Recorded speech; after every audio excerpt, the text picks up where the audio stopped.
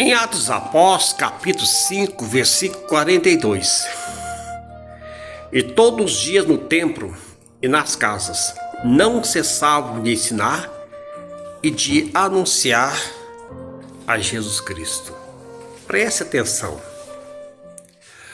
Todos os dias no templo. Por que eu estou lendo esse texto, essa narrativa? Todos os dias no templo, todos os dias. E nas casas. Preste atenção aqui agora, o que eu quero dizer.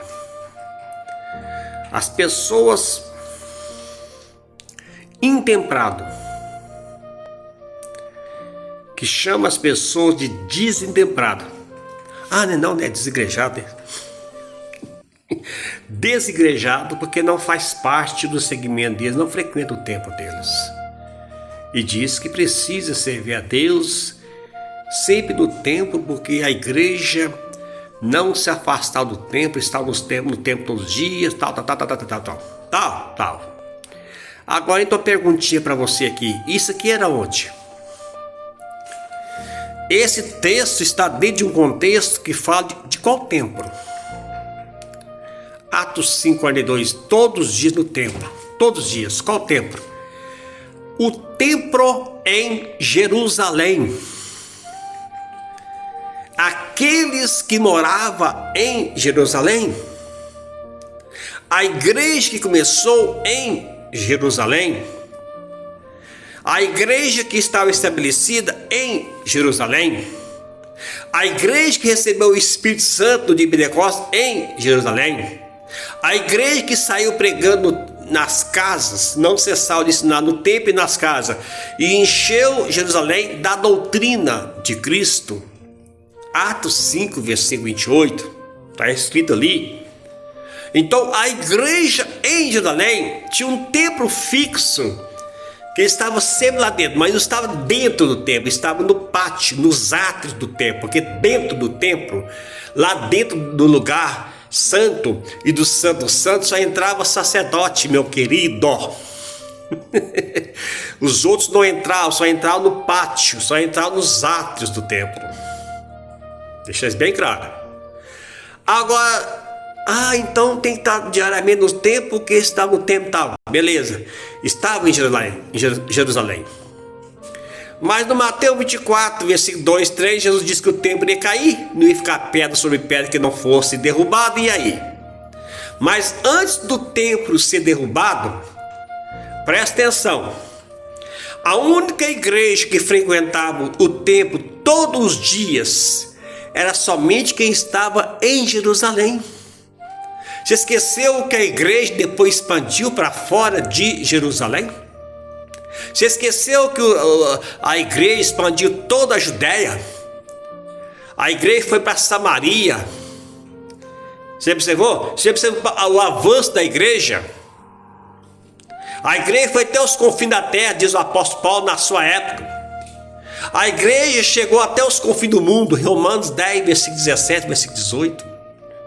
A igreja em Colossenses 1, versículo 6, chegou até o fim do mundo, até os confins do mundo. A igreja em Colossenses capítulo 1, de 3, toda criatura debaixo do céu, do qual Paulo, eu sou ministro, ouviu o evangelho. Agora eu pergunto, só tinha um templo em Jerusalém. A igreja que estava fora da cidade de Jerusalém não tinha templo para frequentar. Só ia nas casas, só ia nos lares. Templo construído em pé só tinha em Jerusalém. Esse texto de Atos 5:42 está falando dos crentes que estavam em Jerusalém, que tinha um templo em Jerusalém, mas em outra cidade não tinha templo construído, querido. Eles não frequentavam templo, nem igreja frequentava templo fora da cidade de Jerusalém, em outra cidade, porque não tinha templo. E como é que deslocava muitos quilômetros para ir a Jerusalém todos os dias? Não tinha como. Ou na terça, ou na quinta, no domingo, não tem como. Não tinha templo construído não, meu querido. Só tinha em Jerusalém. Samaria não tinha. A igreja em Roma, na época do apóstolo Paulo, não tinha. A igreja da Galácia não tinha. A igreja em Éfeso não tinha. A igreja em Colossos não tinha templo. A igreja em Tessalônica não tinha templo. A igreja em Creta não tinha templo. A igreja não tinha templo fora de Jerusalém. Era nas casas, era nos lares. Rapaz, é verdade, senhor. Eu não tinha parado para pensar. Então, se for assim, se é obrigado a frequentar um templo, então a igreja na época primitiva, depois de Jerusalém, que saiu para fora da cidade, que foi para o mundo todo pregar o evangelho, que não tinha templo, era desigrejado? Estava fraco na fé? Estava rebelde? Estava desviado? Estava perdido? Não estava entemprado dentro de um templo, não estava igrejado dentro de uma igreja que você chama de templo, de igreja.